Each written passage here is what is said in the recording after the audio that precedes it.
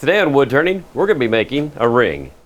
Tim's American Beauty was made by Robust Tools, America's premier lathe manufacturer. Quality hardened tool rests and live centers too. Robust. Built to turn wood. Enjoyed for a lifetime.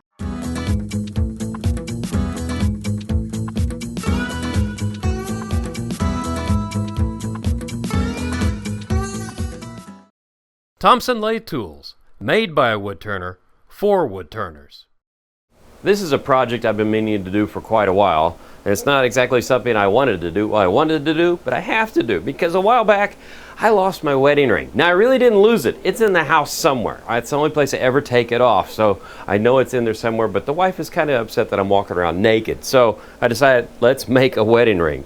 So this is what I've got right here. This is really cool. This is a stainless steel kit from Craft Supplies, and you can see it's 2 pieces of metal and they mesh together. Now don't push that together if you have your kit because it's real hard to get it apart. You only do that towards the end. But anyway, you wind up turning a piece of wood that fits right over that. And so today we're going to be using some maple burl. Now this wood is really cool. This is, let's see what the name is on it, iron Suriname.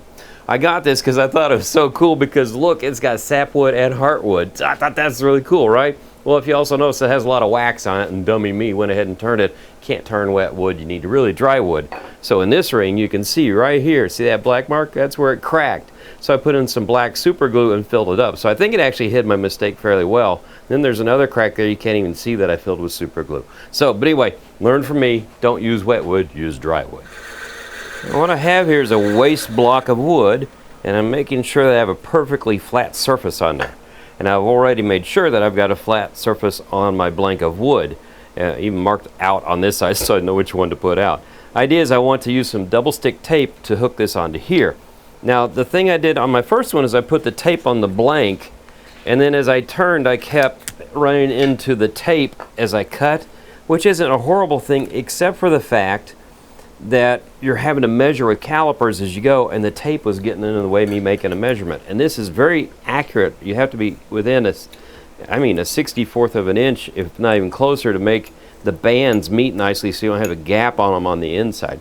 So what I've decided to do, I'm going to try it this way by trimming this away, because now when I take my piece of wood up here, I'm going to put it on here, I'm going to center it up. Now you see the tape does not go to the edges, right? Oh, well, it would stick better if I removed that piece of plastic off the front. It's early. Also, I trimmed my fingernails today so I wouldn't look like an old man here. So I don't have any nails. There we go. Okay. It's one of the closest things to watching sanding or drying paint we ever do. Okay, put that on there. And so that's on there good. And I'm just going to bring the tailstock up and use the ram from the quill, or the quill as a ram, to hold that on there for just a minute or two till that sets up. Now this is a tiny project, so it's kind of nice to have a tiny tool rest. And Robust makes some really cool ones for all the needs you might have, and even more than I can think of at times. But this is so handy because what you wind up with a regular size tool rest is you wind up with no room between your tailstock and your chuck. And so you wind up having to angle it and do all sorts of dumb things. Well, this way I can actually have this as close as I need for safety and for the best cut. Now, this is a burl, so the grain, I don't know where it's going, but I'm going to treat it like it's a bowl blank. So I am going to use, over here. I'm going to use a small bowl gouge for this. This is a Thompson tool. I really like these things. Good cut, good steel. But I want to come in from the sides like this, because if you come in with a scraper or something, you're going to rip out the wood and it'll really tear up the blank. But this won't take long. We're just going to round this down a little bit to where we have a round shape. So we'll pick up our speed here, get a lot of RPMs for a little tiny thing, and just gently come in and kiss the wood. There's just a little bit of body movement at all. I mean, that's barely. I'm just shifting my body, what, a ½ inch? But this can go pretty quickly. But if you take a big cut, you're going to tear the wood out, and you don't want to tear the grain down to the side because that could ruin the ring. So I'll just keep moving like so. Now we're getting into the more meat of the wood. Keep going. And you can also see I'm not running into that tape now. that is holding the blank on. And the reason I have the tailstock up is if you're doing this, you're putting pressure in and out. So there's a chance you could knock this off of the tape as it is. And so this is a safe way of keeping the blank on the piece. That's round. Now, of course, a ring has a hole in it. Your finger has to go through it. So the first thing we're going to do is drill. Well, actually, the first thing we're going to do is, I forgot, I really shouldn't turn the jewelry on. You remember where I put this, okay, please, in case I have a problem later. Sounds good. I'm going to be in so much trouble if I lose that one. Oh, no, I won't. I'm making another one today. All right. I can make one for every day of the week. This is a cool deal. This isn't bad. Turn the lathe on. Okay, there we go. Turn the speed down, and we're going to drill a hole. The hole is obviously smaller than the size of the ring. I'm wearing a size 10, but we're going to use some other tools to make the hole a little bit wider. But right now, we got to get a start. Go through until purple heart comes out. There we go. Now I just want to clean up the face so I have a flat surface, because I need to take the diameter of the ring blank and transfer it to here. So make a scratch, okay, a little bit more. Okay, that's about right. So I want to hollow out the insides up to that line, kinda.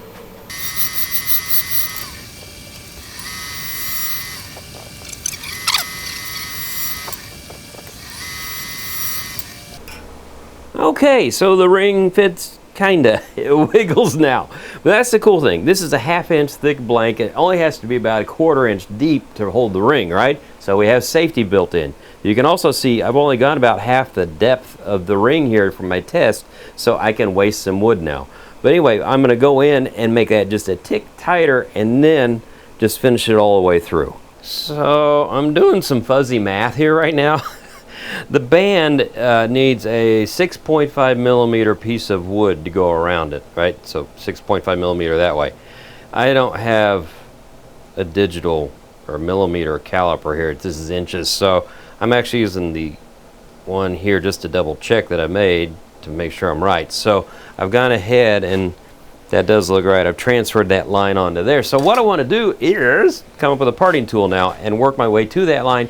But I want to stop just a little bit short of 6.5 millimeters, because that's the wrong tool. Because what we want to do is we want to actually sand ourselves to the final diameter. So I'm going to come in here and take very light cuts with the parting tool, because you're only being held on with that double-sided tape. There we go. And I'm actually cutting away the part of the hole that was too wide that I made a little bit ago, a few seconds ago. So we'll work our way up here. And as somebody once famous said, measure twice, cut once, right? So I want to real quick stop this, see how close we are. Because I made my pencil mark, and pencils are fatter than the line. So look, I am really very close to where I want to be. So I'm going to come in just one more cut. Get it. Yeah, that's right, tool. One more cut to get to that diameter.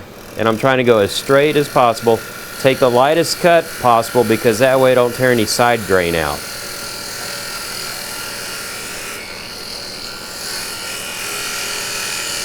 There we go. Slow down one more time. Ah, we're perfect. Now we're gonna, yeah, now we're gonna be good. That looks good. So we're gonna sand this now, and the nice guys at Craft Supplies who supply this system, they show them in their video taking this on a static piece of sandpaper and doing figure eights, and I don't have the patience for that. So I'm gonna use my lathe mounted one. So I'm going to check each time. Now, one thing is, see I made some marks, 1, 2, some like that. If you're on here and you're sanding and you come up with uneven pressure, you're going to wind up with one side that might measure right and one that won't. So if that one measured right and this one doesn't, I know to rotate it and then work on that edge a little bit. So this just takes a few minutes of patience. I probably should have worn a dust mask, but there's so minimal on the dust, I'm not that worried about it.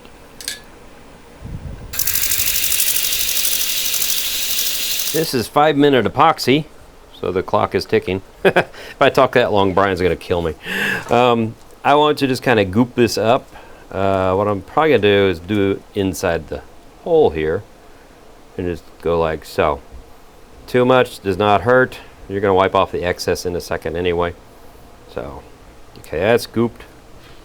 So we're gonna take the first one, fit it in, and I've got a nice tight fit here, so it takes a second to get it in there. Takes a little more than a second to get it in there. I had it a minute ago. There we go. One thing you don't want to do is there it goes. Okay. You don't want to put the pieces together, the two bands, because they click. So if you're testing all this stuff, don't put them together until you're ready to glue here. So this one's going to go in here like so. So that one's a much nicer fit. Then I'm going to take just a little piece of wood like so and just kind of gently tap this. I just want to make sure that everything's fitting together nice and tight. And so I'm going to wipe that off. That's a little bit sticky right there. Run over here and get a paper towel and run all the way back. Lose a kidney doing that. Anyway, just wipe off the excess glue in there, the epoxy, so it won't be in the way. And so now we're gonna, it's 5-minute epoxy, so we're gonna give it about 10-15 minutes before we put it back on the lathe. She looks beautiful, doesn't she? Just sticks out a little bit far. So we're gonna take some of that off. This is a cool little device that people have invented. I got this one from the Bengal guy. He also makes ring kits. He makes them in titanium too. But these steps are for different ring sizes. So like I said, I'm wearing a 10. So I'm gonna put this on here like so. And you just adjust this little Allen right here and it tightens up. Now you just wanna make sure you're running true when you do it. So I'm gonna loosen that again and push in evenly.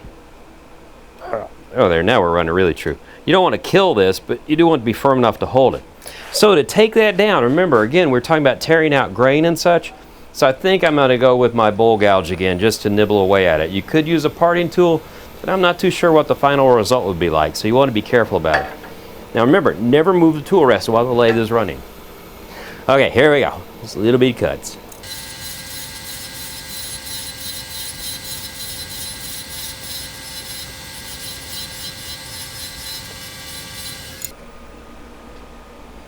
So now we've cut it really close to the band right there. All I want to do now is sand it flush. I'm going to sand through all my grits. I'm starting at 180. I'm going to wind up at 400.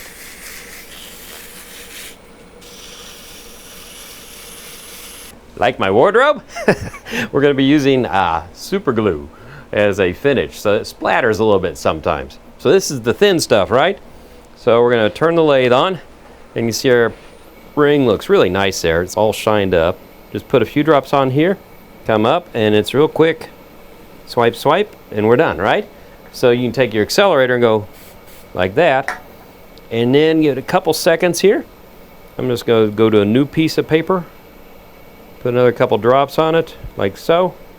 Come up here, swipe, swipe, and I'm going to do this about 10, don't do the camera. I'm going to do this about 10 more times, because I want to build up that surface to make it really thick, so I have a lot of protection for that ring.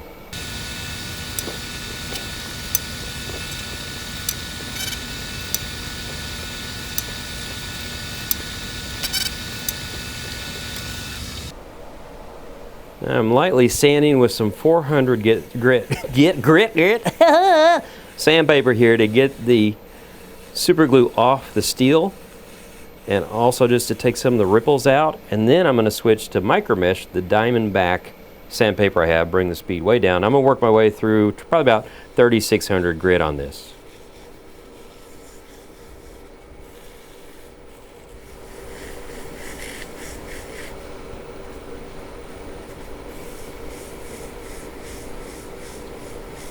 Now for the cool part, we're going to polish things up. I'm using Hut Ultra Gloss. It's for plastics and such, and so I would say super glue's kind of in that neighborhood. Gonna turn this on. Hopefully I don't splash Brian. Gonna bring the speed up here, and we're gonna just touch it to it gently. And then once it gets in there, we're gonna buff it and rub it a bit. And you can see things start to shine up instantly. Look at that. So we're just gonna rub it and get the black off now. Isn't that beautiful? Oh my goodness, I'm so excited about this. This is how you make a maple burl cap ring. Isn't that awesome looking? Look at the shine. That thing is incredible. Well, it's a really simple project to make. Just have to be a little bit delicate and a little bit careful about how you put it together. Also, you can buff the inside out if you want to shine up the inside, just to get yourself a Dremel with a little buffing wheel. But anyway, that thing right there, that pops. That is really cool. That is one of the neatest projects I made in a long time, and thank God I made one so I can start wearing a ring again and my wife will be happy. Well, till the next time on wood turning, keep turning. Tim's American Beauty was made by Robust Tools, America's premier lathe manufacturer. Quality hardened tool rests and live centers too. Robust. Built to turn wood. Enjoyed for a lifetime.